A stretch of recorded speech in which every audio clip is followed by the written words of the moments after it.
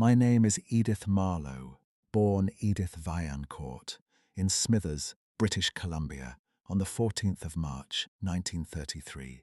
I am 91 years old as of this past spring, and I have been a midwife, a retired one, for the better part of my adult life. I delivered my first child alone, without supervision, in February of 1955, in a cabin 7 miles up a logging road east of Hazelton, in a snowstorm that shut the road for 4 days after. I delivered my last child in a hospital room in Terrace in June of 1989, with 2 nurses attending and the father weeping quietly in the corridor.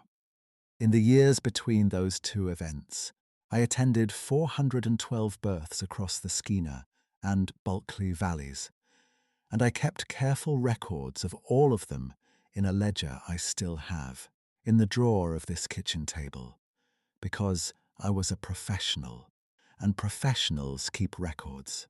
There is one entry in that ledger that I wrote differently from all the others. I wrote it 3 days after the birth, when my hands had stopped shaking enough to hold the pen. I wrote it in pencil, not ink, because I told myself at the time that I might need to change it. I never changed it, and I never, in 35 years of practicing midwifery and in 32 years of retirement, described what I attended that night to any person on this earth. Not to my husband, Douglas, who died in 2011 and who never asked me directly, which means he knew enough not to ask. Not to my sister Paulette, who guessed something and let the guess sit between us for 40 years until she died in 2019 and took her guess with her. Not to anyone. Simone, you are the first. You asked me last autumn whether there were things I had seen in my working life that I had never told. You said it gently, the way you say most things, and I sat with that question for 6 months before I told you I was ready. My doctor told me in March of this year that I have, by his estimate, perhaps 12 months of good cognition, remaining before the small infarcts they found on my last scan begin to accumulate into something I cannot work around. I intend to be precise while I am still able to be precise. This is what I told the recorder. In the autumn of 1957, a woman named Dorothée Carrier lost her husband to the Kispiox River. His name was Gilles Carrier, and he was 34 years old, and he drowned on the 4th of October while checking his beaver traps in high water after 3 days of rain. He was not a careless man. The river simply took him.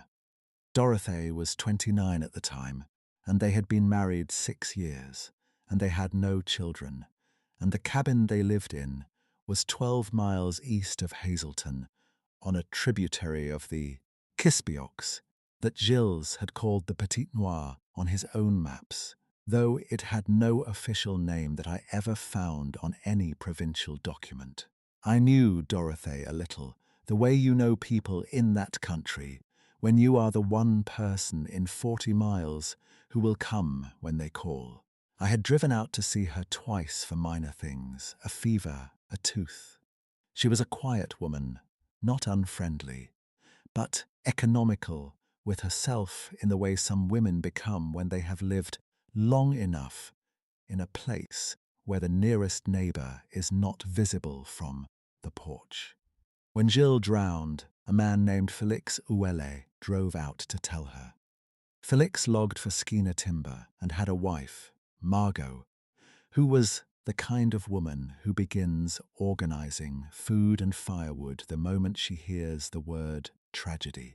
Félix told me later that when he arrived at the cabin and told Dorothée what had happened, she listened to him standing in the doorway with her coat on, as if she had been about to leave for somewhere, and she thanked him for coming, and she closed the door, and she did not open it again.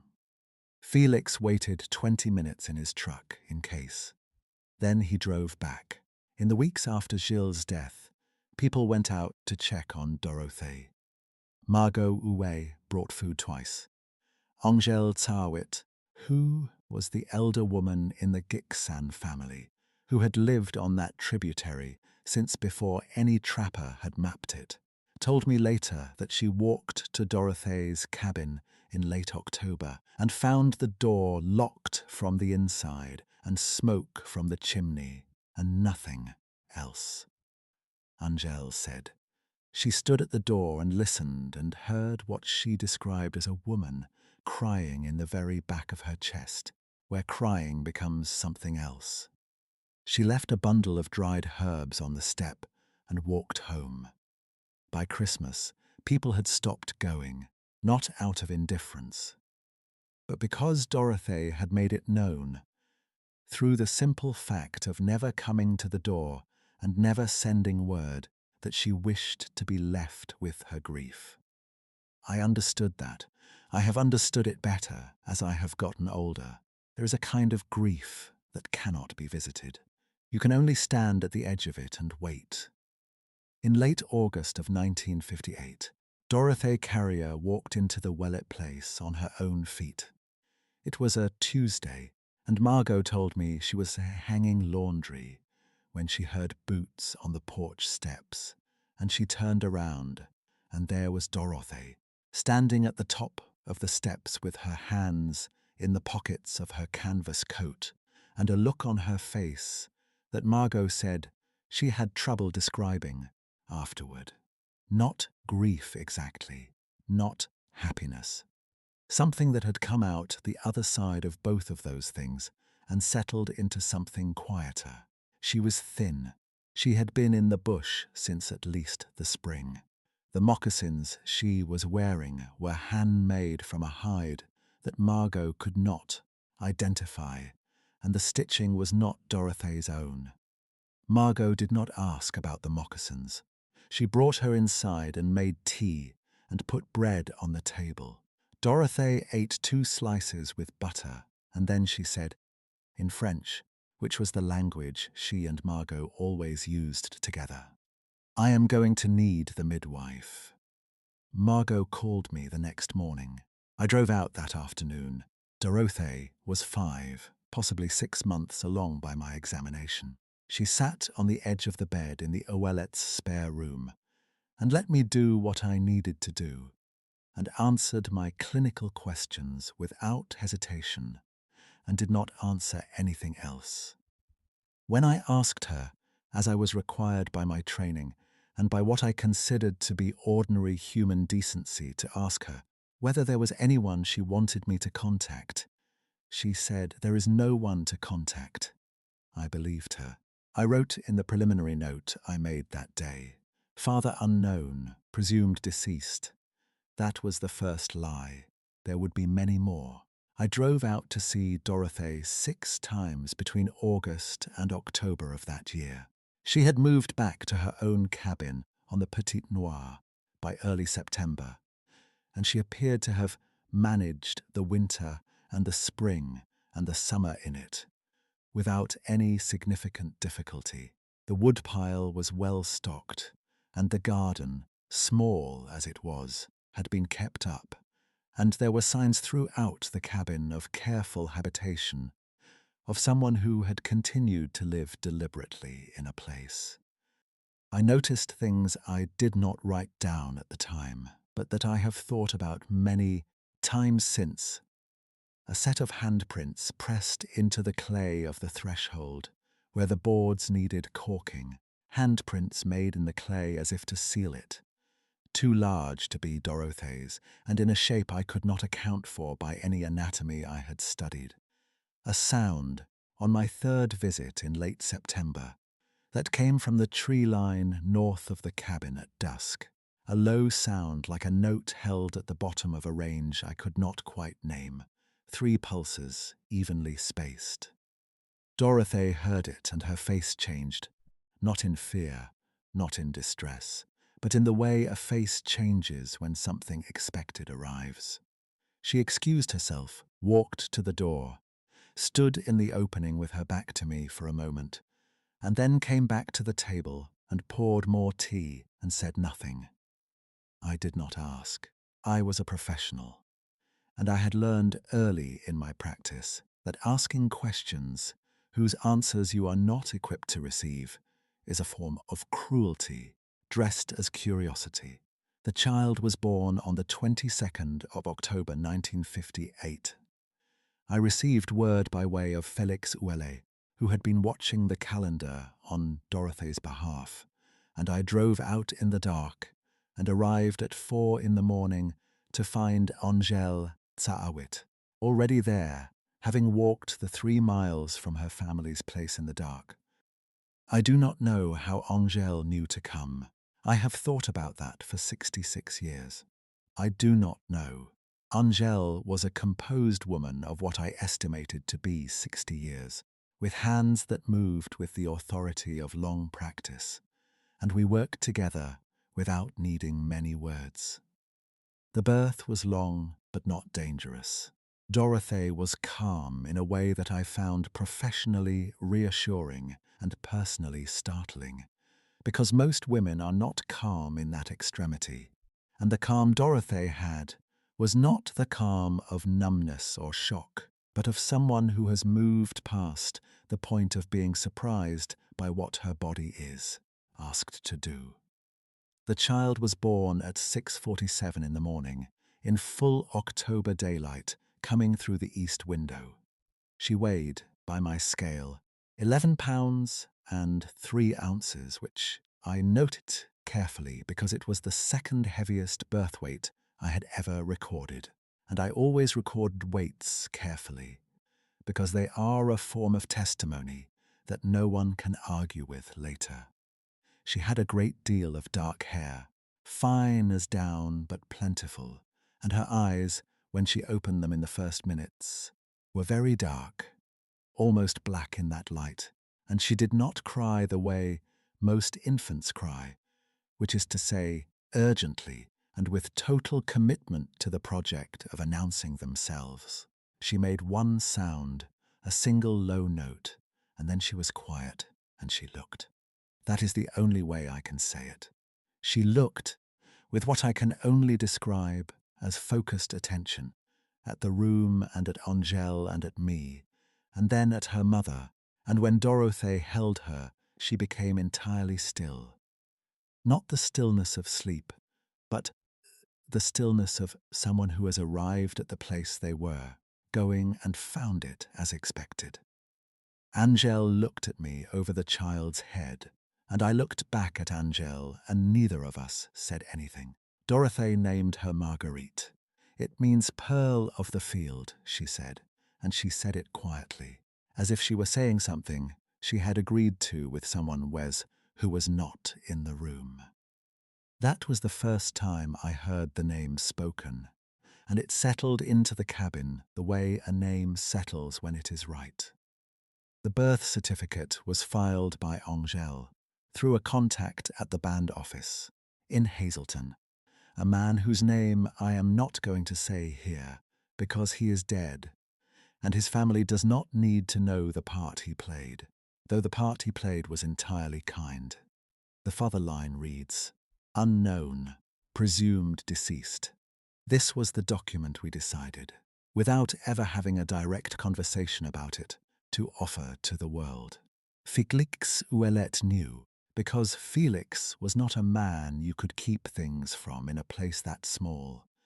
And knowing Felix, he kept it the way he kept every heavy thing, by not picking it up again once he had set it down.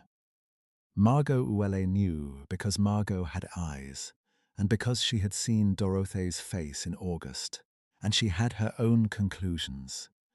And Margot's conclusions, once formed, tended to become permanent structures she built her further behavior around, without needing to name the material they were made of. Angel Tsaawit knew. The man at the band office knew what he had done, and not, I believed, more than that. That was the whole of the community that held this between them. 5 people, plus Dorothy, and Marguerite herself, who was not old enough to hold anything yet but would be. I visited the cabin on the Petite Noire 7 times in the winter and spring of 1958 and 195, 9, for the professional purposes of monitoring the child's development and Dorothee's recovery. Marguerite grew at a rate that I noted carefully in my ledger and that I described there, in the pencil entry I mentioned at the beginning, as consistent with robust health. This was true in the sense that she was not unwell. She gained weight steadily and held her head early and watched everything with that same focused calm that had distinguished her from her first minutes. It was not consistent with normal human developmental rates, but this I did not write because I was writing for a ledger that could be read by someone other than me. She was large. At 6 months she was the size of a 10-month child by any chart I had. At 9 months, when she pulled herself up on the edge of the woodbox and stood, unaided, and stood steadily, without swaying, for nearly a full minute before sitting back down with what I can only describe as deliberate intention. I sat in the chair at Dorothee's kitchen table and I wrote in my notebook, 9 months, standing assisted, and I put the pen down and I looked out the window at the tree line north of the cabin. And I thought for the first time clearly and without flinching about what I had been not thinking since August of the previous year. I saw it for the first time in the spring of 1959. It was May, and the light was long in the evenings by then, and I had stayed later than I intended because Marguerite had developed a cough that I wanted to satisfy myself was not bronchial before I drove back. Dorothee and I were in the kitchen, and Marguerite was asleep in the back room, and the window above the sink faced north toward the tree line, which was perhaps 40 feet from the cabin at its nearest. The light was going, but not gone. There was still enough of it that shapes had edges. I was washing my hands at the basin, and I looked up, and there was something standing at the tree, line that had not been there the last time I looked. I know the tree line on that property with the specificity of a person who has driven to it 12 times and stood looking at it from the cabin window while waiting for a kettle. I know the shape of the spruce there and the one dead cedar on the left side, and the way the alders begin about 10 feet back from the edge. What was standing at the tree line was not a spruce. It was not shaped like anything I had ever seen in a forest. It was very large, standing fully upright, in a way that was not the uprightness of a tree, and it was very still in a way that was not the stillness of a tree either, because a tree is still out of absence, and this was still out of intention. I could see the shape of it clearly enough in the remaining light to understand that it was watching the window, and therefore watching me, and that it had been there long enough before I looked up, that it had had time to become still in the way it was still when I saw it. I did not make a sound. I became very careful about not making a sound. I looked at Dorothee, who was standing at the table cutting bread, and she was not looking at the window, and her body did not carry the posture of a person who was unaware of what was outside. She was aware. She had been aware for some time before I had been, and her awareness was not fear. My hands were still in the basin. I turned back to the window. It was still there. It did not move. I finished washing my hands and dried them on the towel by the basin, and I turned away from the window, and I said to Dorothee, "The cough sounds clear." And Dorothee said, "Good." And I collected my bag, and I said good night. And Dorothee said good night, and I drove back to Hazelton in the dark. And I did not stop the truck until I was at my own door, and I sat in the truck for a while after I stopped it, with the engine off. I did not cry. I did not cry until I was inside and had the kettle on, and then I sat at my kitchen table and I cried for about 3 minutes. Not from fear, or not only from fear, but from the accumulated pressure of knowing something for 9 months and then seeing it and understanding that knowing and seeing are two very different conditions. I told Douglas that I had had a long day and a difficult case. He poured me a glass of rye and sat across from me and did not press me further, because Douglas was a man who understood that my work had territories he was not admitted to, and he respected those territories as a form of professional honor. I have thought about that often since he died. He was right to respect it. He was right and kind, and I am glad he never asked me directly. I do not know what I would have told him.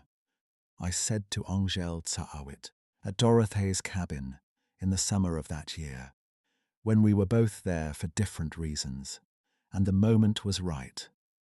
I saw it. Angel was quiet for a moment. Then she said, in the matter-of-fact way she said most important things. Yes, I waited for her to say more. She did not say more.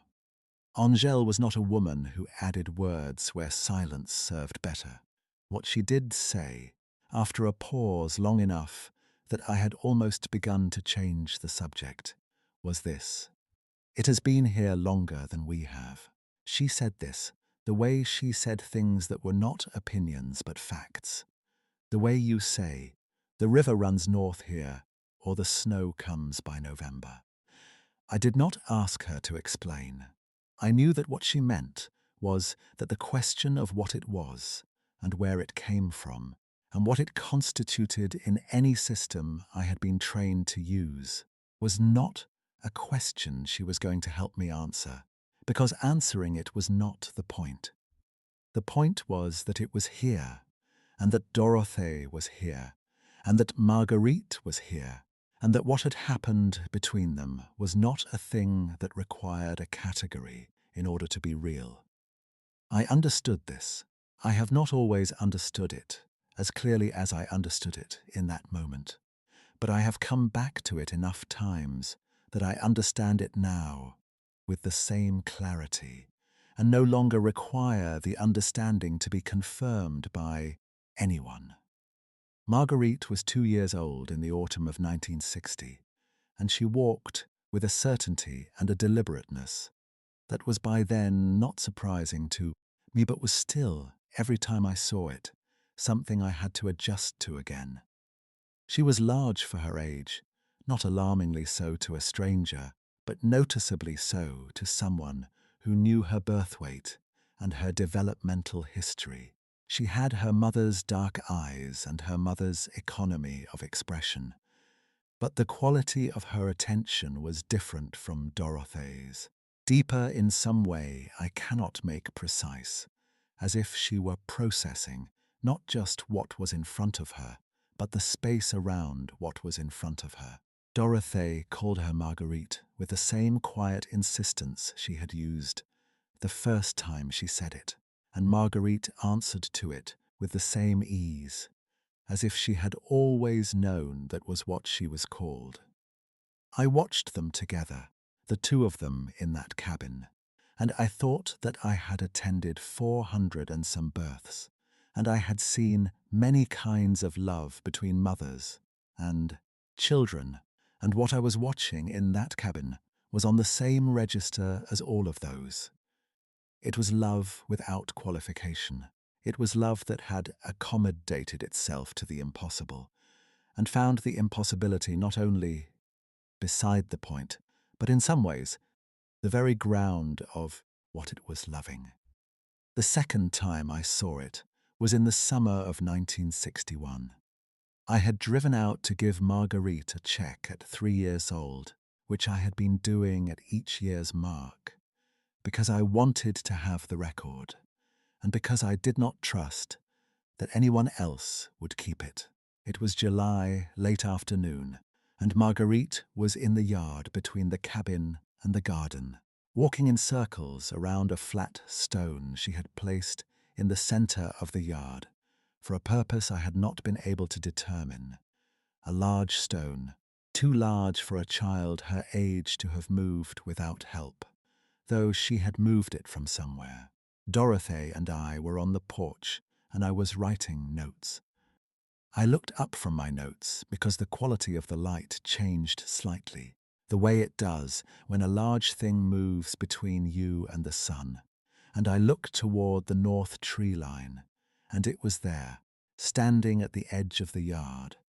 Not in the tree line, but at the edge of it, closer than I had seen it in 1959.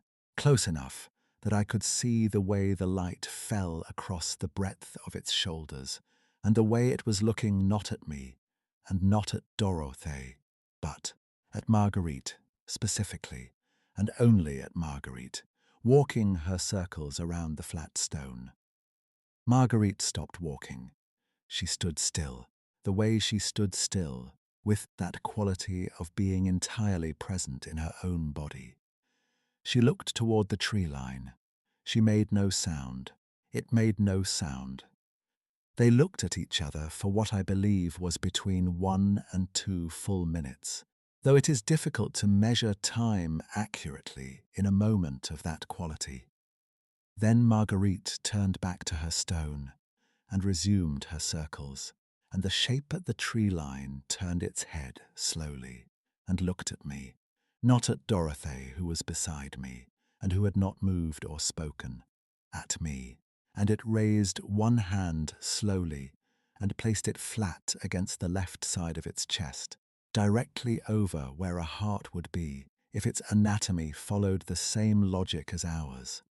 And it held that hand there for a moment, and then it opened the hand toward me, the palm out, and held it that way, open, for a count that I was later unable to recover precisely, but that felt like it had the weight and deliberateness of a sentence fully spoken. Then it turned and walked back into the spruce without sound, in the way large things move when they have decided to move, and in a few seconds the tree line was only a tree line again. I did not move for some time. Dorothy made tea. Marguerite came in from the yard when she was ready and accepted a cup of hot water with honey, which was what she drank, and looked at her mother, and then at me with those dark, attentive eyes, and then looked out the window and said nothing, and I said nothing. That is what happened. I have thought about that gesture for 63 years. I thought about it the night it happened, and I thought about it the next day and the next week, and in all the years since, and I am thinking about it now, sitting at this table with Simone's recorder in front of me, and my understanding of what it meant has changed over time, the way understanding changes when it is not obstructed by the need to have a final answer. At first, I thought it was a form of acknowledgement, the way you acknowledge a stranger who has done something kind. Then I thought it was something closer to gratitude, directed at me specifically for the role I had played in October of 1958 and in all the visits after. Then, for a long time, I thought it was something I should not try to name at all, that the naming of it would be a presumption in a direction I was not equipped to presume. Now, after 63 years, I think all three of those things were true at once, and that none of them was sufficient on its own, and that the gesture was the kind of communication that is designed to mean more than one thing simultaneously, because the being making it understood that the recipient would be able to hold the multiplicity. I believe it knew that I would understand it as acknowledgement and as gratitude, and as something beyond the names I could put to it. I believe it knew this because it had been watching me for 2.5 years, and watching is a form of knowing, and it had arrived at knowledge about me in the way I had arrived at knowledge about it.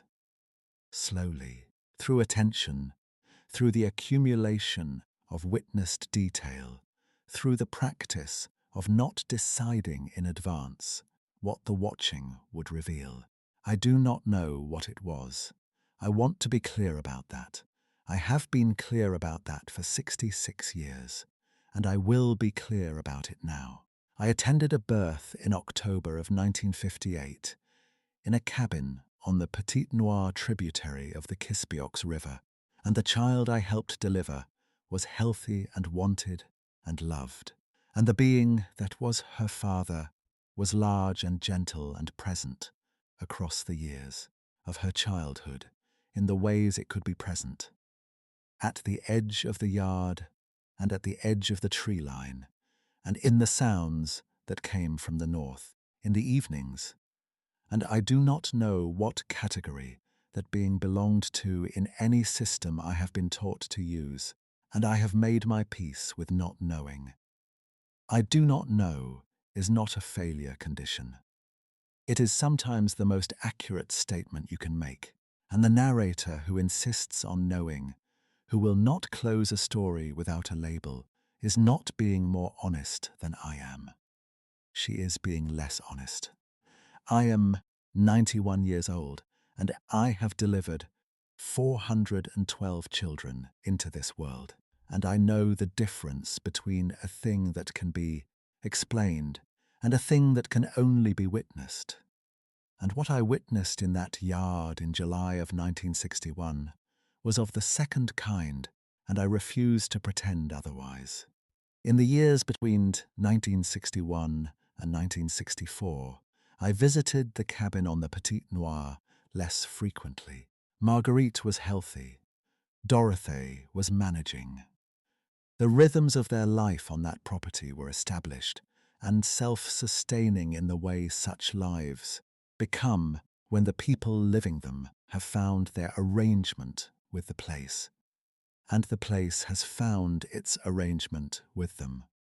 I drove out in the spring and the fall, as I drove out to all my patients who were remote and who I felt responsible for, and each time I came, Marguerite was taller and calmer and more fully herself, and Dorothy was quieter in a way that was not sadness but settledness, the quietness of someone who has made every important decision already and is now simply living inside those decisions. Felix and Margot Ouellet still drove out occasionally, bringing supplies and news from Hazelton, and Felix told me once, in the spring of 1963, that he had been on the north side of the Petite Noire the previous winter, checking a trap line, and he had come through a stand of spruce and found himself in a small clearing and stopped, because there were tracks in the snow that were not any track he had seen in 30 years of working that country. He stood in the clearing and looked at the tracks. For some time, he said, and then he turned around and went back the way he had come, and he set the trap he had come to check, and he drove home. That was all he told me. That was all he needed to tell me. Felix was not a man who required the shape of the thing to be more complicated than the facts of it. The facts were, there were tracks. They were not any track he knew. He had noted them and moved on. He did not mention them again. Angèle Tsawit told me, in the summer of 1963, that she was going to be moving south to stay with her daughter's family in Smithers. She had family reasons and health reasons, and the age she was, and the winters that kept coming without consulting her about it. She told me this at the cabin on the Petite Noire, with Dorothy present, and when she said it, she looked at Dorothy for a moment, with a look I cannot describe, except to say it was the look of one person releasing another. Person from a watch they have both been keeping, handing the watch over completely, and trusting the other to carry it without the shared weight. Dorothy looked back at her with the same steadiness she brought to everything, and she said, in French, "I know." And then she said, "Thank you, Angèle." And Angèle stood and patted Dorothee's hand once, the way you pat the hand of someone you will not likely see again. And she looked at Marguerite, who was 4 years old, and sitting on the floor, pulling burrs from a wool blanket with her fingers.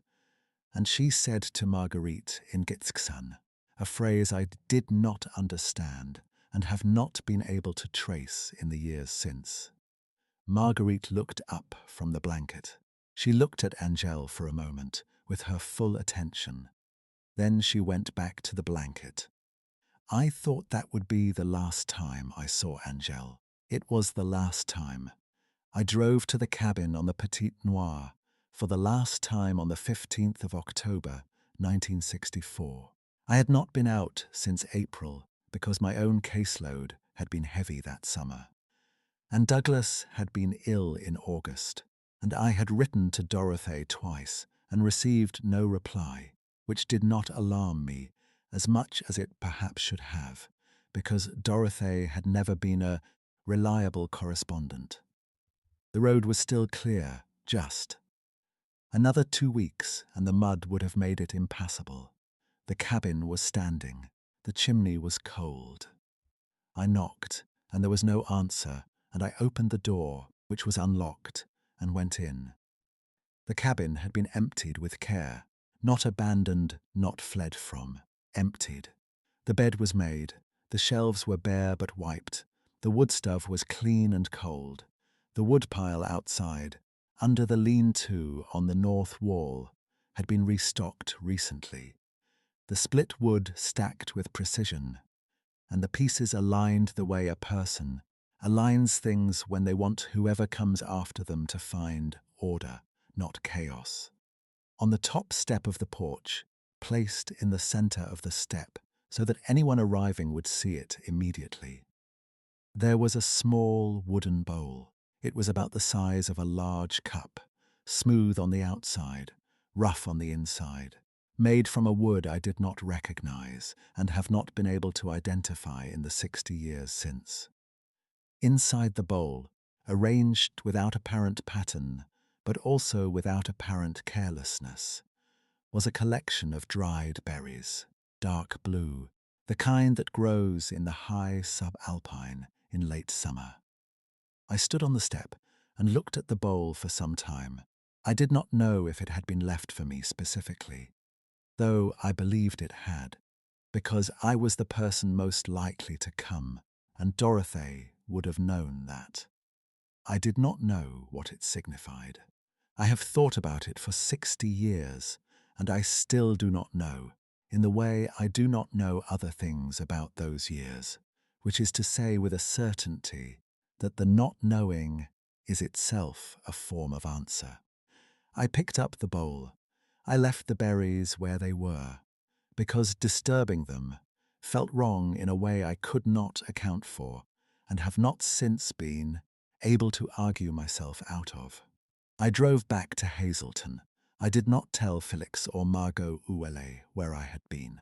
I went home and I put the bowl on the shelf above my stove, where it has been ever since, through 4 houses and 32 years of retirement and Douglas's death and my sister's death and my doctor's news in March. And it is there now, above this stove, in this kitchen, while I speak into Simone's recorder.